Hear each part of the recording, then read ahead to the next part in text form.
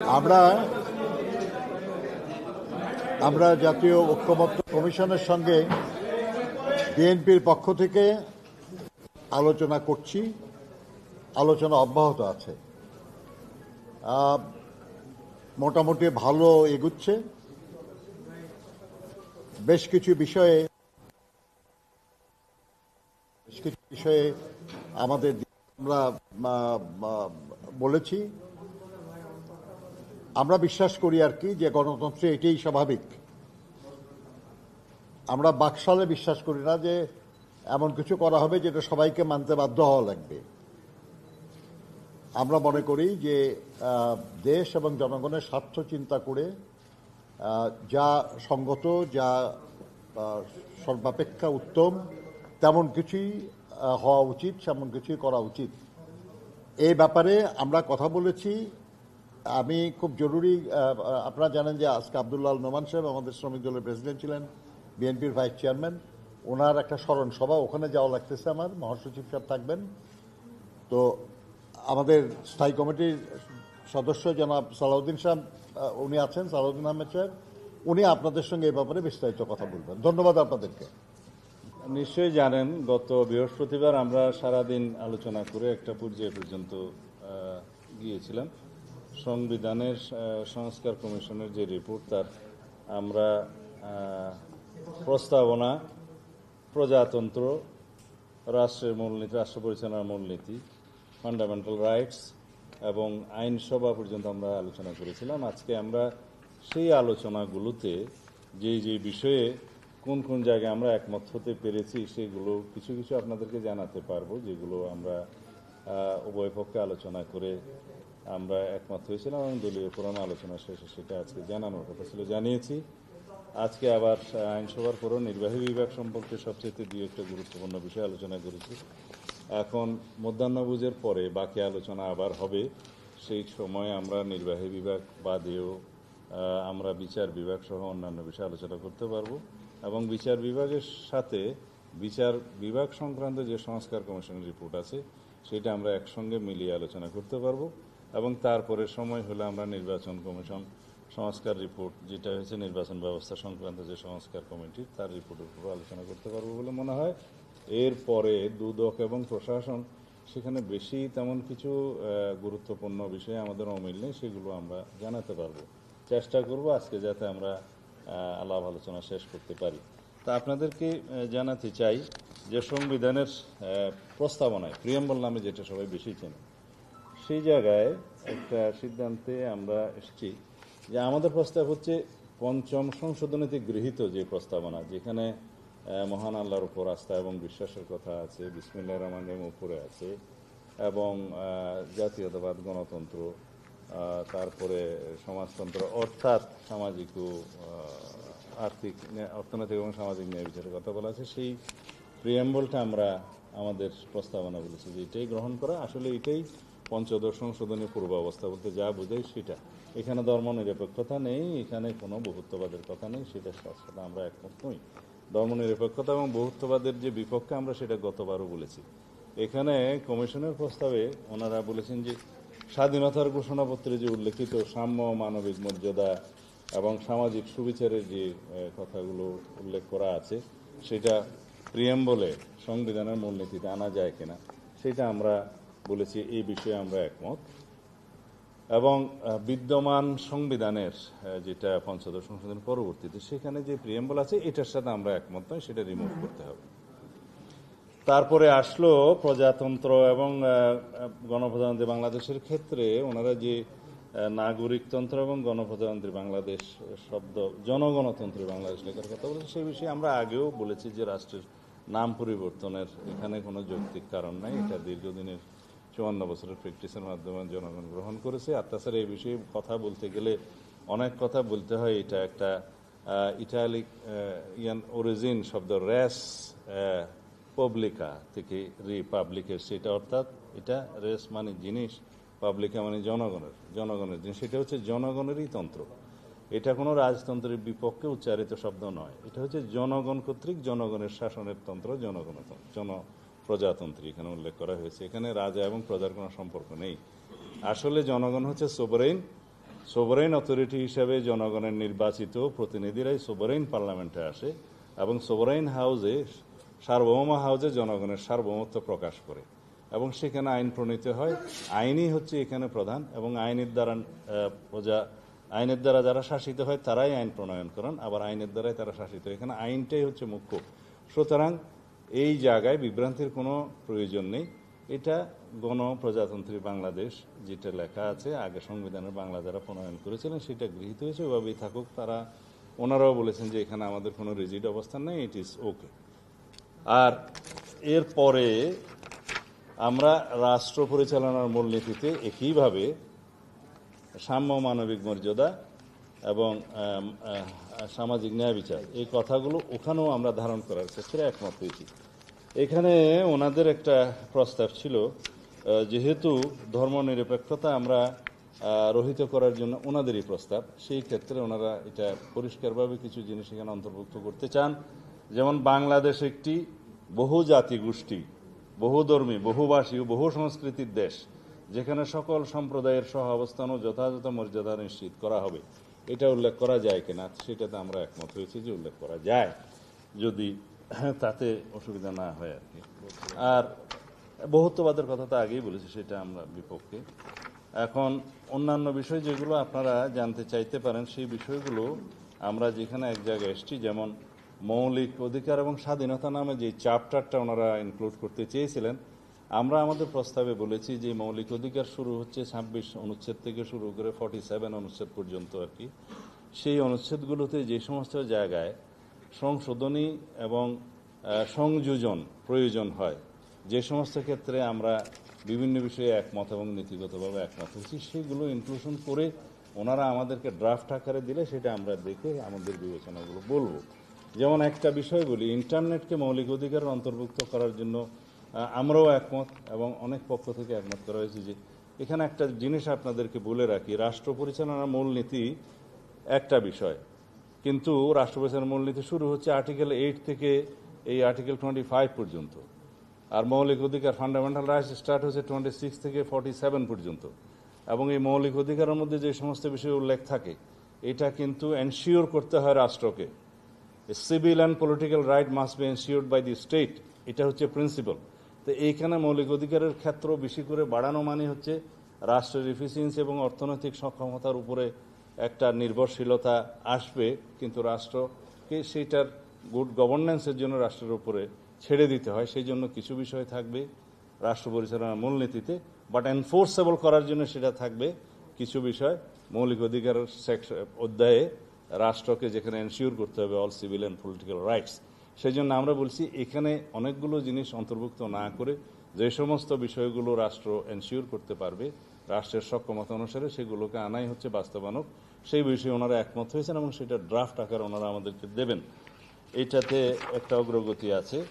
তারপরে আইনসভার ক্ষেত্রে এসে মহিলাদের, নারীদের আসনের সংখ্যা যেমন আমরা বলেছি 50 থেকে 100-তে উন্নীত করার ক্ষেত্রে আমরা একমত, কিন্তু সেটা বিদ্যমান পদ্ধতিতেই মনোনয়ন হবে, সেটা আমরা আমাদের প্রস্তাবে বলেছি।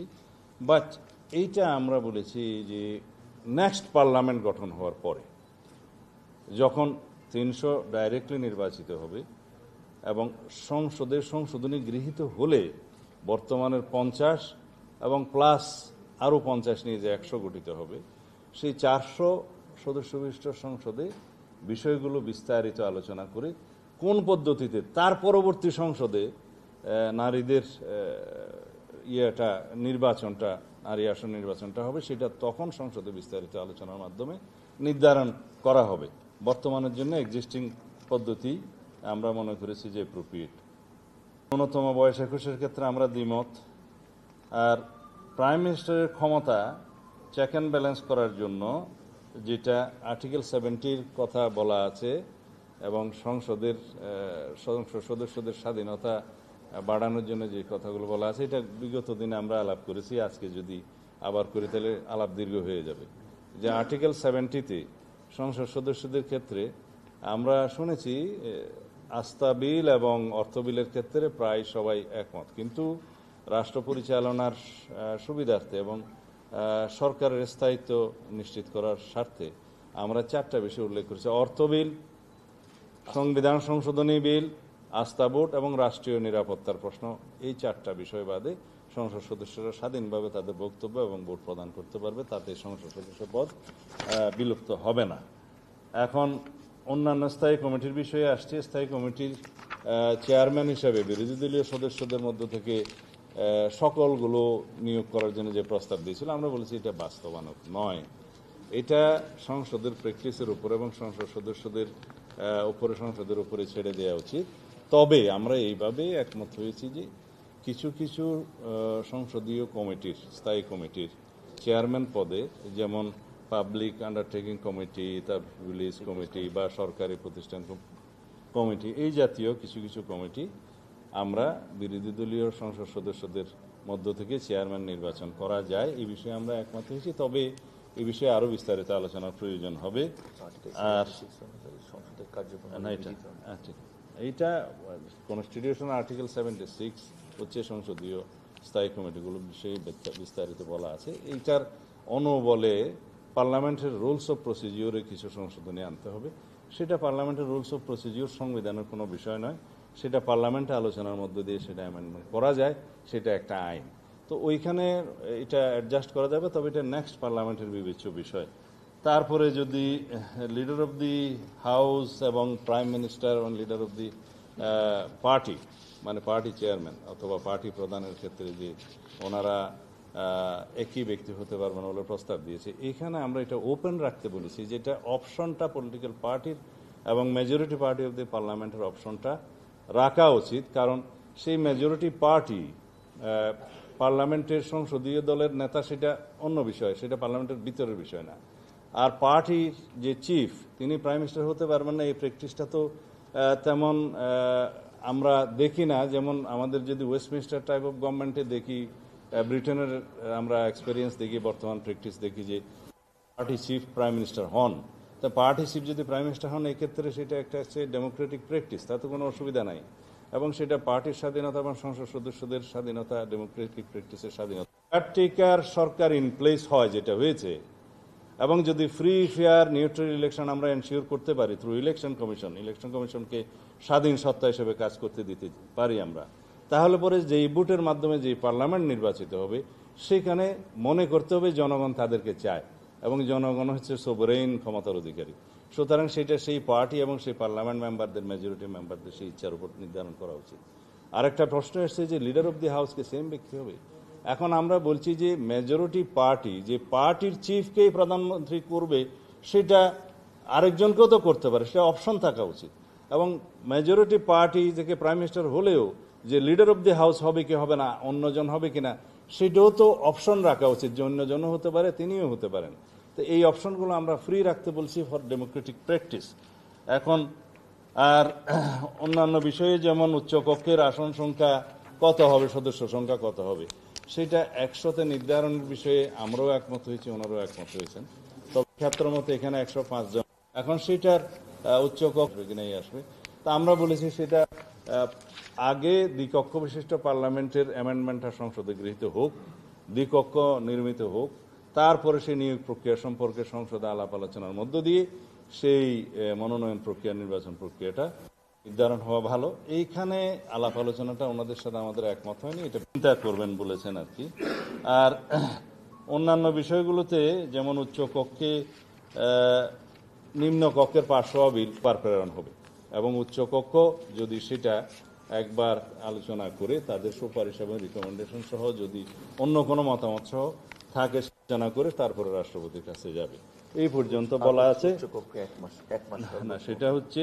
আর উচ্চকক্ষে যে কোনো বিল 1 মাসের বেশি যাতে পেন্ডিং না থাকে, সেটা একটা বাধ্যবাধকতা দেওয়া হয়েছে। আন্তর্জাতিক বা দ্বিপাক্ষিক বা মাল্টিল্যাটারাল যে সমস্ত চুক্তি হয় আর কি রাষ্ট্রের, এগুলো সবগুলো ওনারা যে বলছে প্রাথমিকভাবে আমরা বলেছি এটা সুবিবেচনা প্রসূত নয়। তাহলে পরে কোনো চুক্তি রাষ্ট্র, যেমন বাণিজ্যিক চুক্তি আছে, বিনিয়োগ চুক্তি আছে, বাইলেটারাল আলোচনার ক্ষেত্রে নর্মাল প্র্যাকটিস করা হয়, এগুলো পাশের মানে চুক্তির পরে পার্লামেন্টে তার পরবর্তীতে উপস্থাপনের যে বিধান, সেটা আমরা যেন প্রয়োগ করি। আর এই ক্ষেত্রে একটা বিষয় আমরা বলেছি যে ডিফেন্স ট্রিটি যেগুলো হয়ে থাকে, নিরাপত্তা এবং যেগুলা চুক্তি আমরা বলি যে জাতীয় নিরাপত্তা এবং প্রতিরক্ষা চুক্তি, সেই ক্ষেত্রে ক্লোজ সেশনে করাটাই উত্তম এবং সেটা কিভাবে কি করা যাবে পরবর্তীতে আলোচনার মাধ্যমে ঠিক হবে। কারণ এটা হচ্ছে যে পৃথিবীর বিভিন্ন পরে প্রকাশিত হয়, কারণ সেটা জাতীয় নিরাপত্তা এবং প্রতিরক্ষার বিষয় থাকে। ন্যায়পাল, এটা অম্বুডসম্যান অ্যাক্ট 1980 নামে একটা অ্যাক্ট আছে, সেটা আমাদের পঞ্চম সংশোধনের পরে শহীদ রাষ্ট্রপতি জিয়াউর রহমানের সময়ে সেই আইনটা প্রণয়ন করা হয়েছিল।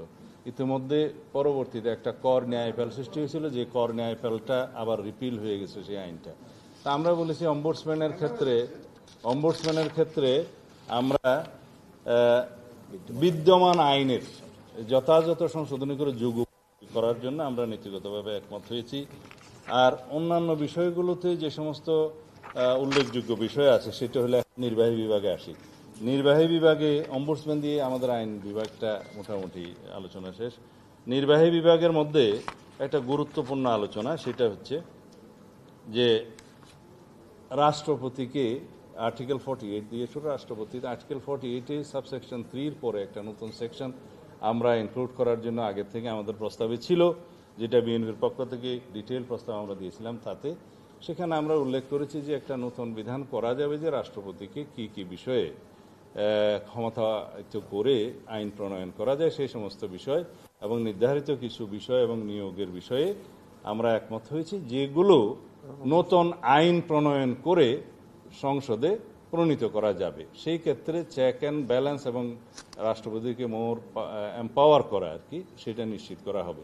তখন এই আর্টিকেল 43 সাবসেকশন 3 পরে যেটা ইনক্লুড করা হবে এগুলো নির্ধারণ করার জন্য বিস্তারিত আলোচনার প্রয়োজন আছে, বাট নীতিগতভাবে ওনারাও একমত, আমরাও একমত। আর যে বিষয়টা আপনারা খুবই উৎসাহিত আর কি, সবাই জিজ্ঞেস করে, যেটা হলো যে এনসিসির ব্যাপারে কি হলো।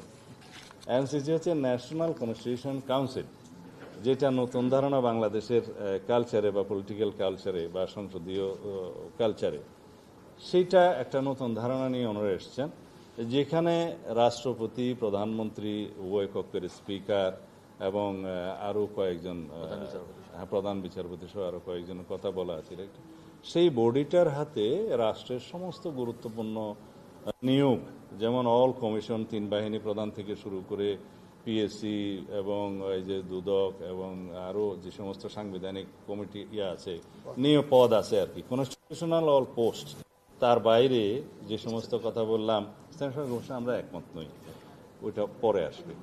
তো এই সমস্ত নিয়োগের ক্ষেত্রে প্রধান এবং সদস্য সবার নিয়োগের ক্ষেত্রে যে তাদেরকে ক্ষমতা দেওয়ার জুরিসডিকশন কথা বলা আছে, এগুলো আমরা একমত নই। এই জন্য যে রাষ্ট্রের মধ্যে আর এক্সিকিউটিভের ফাংশনটাকে এত বেশি লিমিট করা হবে যে এক্সিকিউটিভ এবং প্রধানমন্ত্রী, যিনি যে নামেই ডাকি, তাদের আর তেমন কোনো রাষ্ট্র পরিচালনার ক্ষেত্রে এখতিয়ার এত বেশি লিমিট করা হয়ে যাবে যে রাষ্ট্র পরিচালনার দায় হয়ে যাবে, অথচ রেসপন্সিবিলিটি থাকবে ইলেক্টেড রিপ্রেজেন্টেটিভ হিসেবে জনগণের কাছে এবং সংসদের কাছে সেই নির্বাচিত প্রধানমন্ত্রীর, অথচ তার কাছে তেমন কোনো পাওয়ার দেয়া থাকলো না।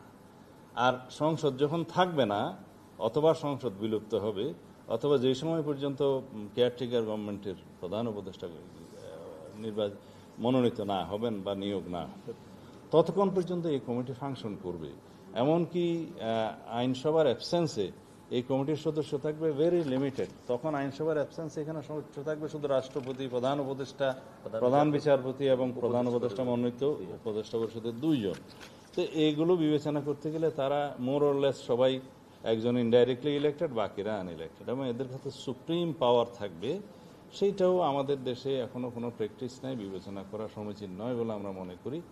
আর বাংলাদেশে সবচাইতে বেশি জরুরি হচ্ছে যে নির্বাচনের মাধ্যমে, জনপ্রতিনিধিদের মাধ্যমে রাষ্ট্র পরিচালনা করা, সেটা এনশিওর করা, এবং সেটা এনশিওর করার যেটা আনইলেক্টেড বডি হিসেবে কেয়ারটেকার গভর্নমেন্টটা বাতিল করেছিল এই জাস্টিস খায়রুল হক, যাই হোক, সেইটা যদি বলে যে আনইলেক্টেড গভর্নমেন্টের মাধ্যমে আপনারা এখন টেম্পোরারিলি 90 দিনের জন্য কেয়ারটেকার সরকারের মাধ্যমে নির্বাচন চান কেন, এটা হচ্ছে ডক্ট্রিন অফ নেসেসিটি। আমাদের পলিটিক্যাল হিস্ট্রিতে এবং কালচারে দেখা গেছে উইদাউট কেয়ারটেকার গভর্নমেন্ট আমরা কোনো ইলেকশনই নিউট্রালি ফ্রি ফেয়ার করতে পারি না। তো সেই জন্য যতদিন পর্যন্ত আমরা সেই কালচারে উপনীত না হতে পারবো ততদিন পর্যন্ত আমাদের এই ফ্রি ফেয়ার ইলেকশনের জন্য আমাদের কেয়ারটেকার টাইপের গভর্নমেন্টের বিধানটা রাখা উচিত। সেটা আবার এখন হাইকোর্টের ভার্ডিক্টের মাধ্যমে রিইনস্টেট হয়েছে। ইনফ্যাক্ট সেটার জন্য আমরা 15-16 বছর আন্দোলন করেছি যে তত্ত্বাবধায়ক সরকারের অধীনে নির্বাচনের জন্য। তো এইটা হচ্ছে একটা জনগণের চাহিদা এবং এটা হচ্ছে একটা ডক্ট্রিন অফ নেসেসিটির মাধ্যমে আমরা প্রমাণ পেয়েছি এবং আমাদের প্র্যাকটিসের মাধ্যমে আমরা দেখেছি যে আমরা সেই অবস্থায় এখনও রাষ্ট্র হিসেবে উপনীত হই নাই যে যেখানে ফ্রি ফেয়ার ইলেকশনের জন্য কেয়ারটেকার গভর্নমেন্ট ছাড়া অন্য কোনো অল্টারনেটিভ আছে। তো সেই ক্ষেত্রে আমরা বলতে পারি যে এটা 90 ডেজের জন্য শুধু রুটিন ওয়ার্ক করবে। তো এখানে রুটিন ওয়ার্ক বাদে অন্যান্য বিষয়ের ক্ষেত্রে ওনারা যে প্রেসক্রাইব করেছে তার সাথে আমরা একমত হইনি। সেটা দেখা যাবে আরো আলাপ আলোচনার মধ্যে দিয়ে। ধন্যবাদ।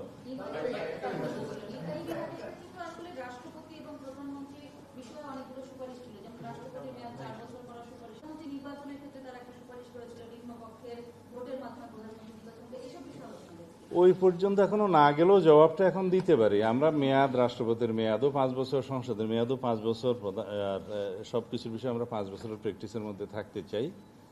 আর যেটা কি বললেন ওই নির্বাচনের ক্ষেত্রে, এই ক্ষেত্রে একটু ক্লিয়ার হয় না। প্রধানমন্ত্রী হচ্ছে মেজরিটি পার্টি, মানে যিনি নেতা হবেন তাকেও প্রধানমন্ত্রী করা যেতে পারে এবং মেজরিটি পার্টি যদি ডিসাইড করে উনি ছাড়া আরেকজন হবেন সেটাও হইতে পারে। এটা ইলেক্টেড হয় না পার্লামেন্টের সংসদ সদস্যের মাধ্যমে। It is all about the majority party matter.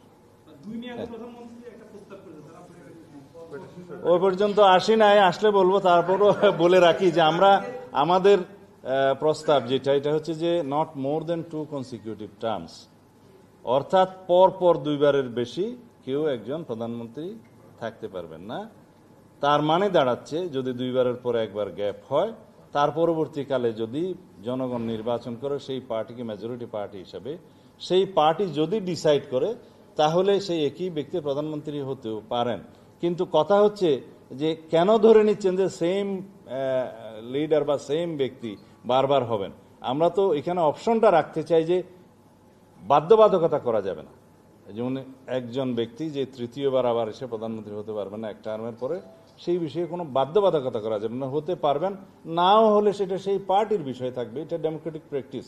Which is important is জনগণ যদি থ্রু ফ্রি ফেয়ার ইলেকশনের মাধ্যমে কেয়ারটেকার সরকারের সিস্টেমে যদি কোনো পার্টিকে মেজরিটি দেয়, তার মানে জনগণ তাদেরকে চায়। তাহলে সোভারেন জনগণের ইচ্ছা যেভাবে প্রতিফলিত হওয়া উচিত সেভাবেই হবে। ধন্যবাদ।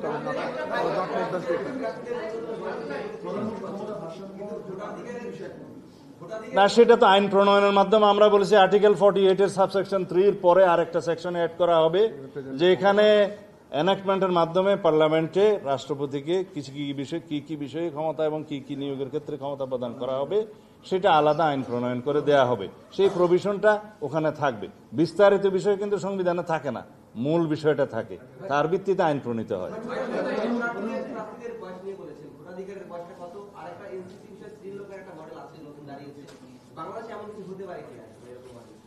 শ্রীলঙ্কা বাংলাদেশের ক্ষেত্রে কি মডেল হতে পারে?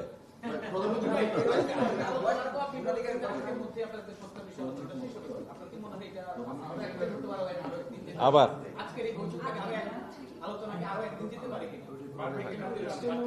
আমি বলতে পারবো না, তবে আমরা আজকেই শেষ করতে পারলে খুশি হব। ধন্যবাদ।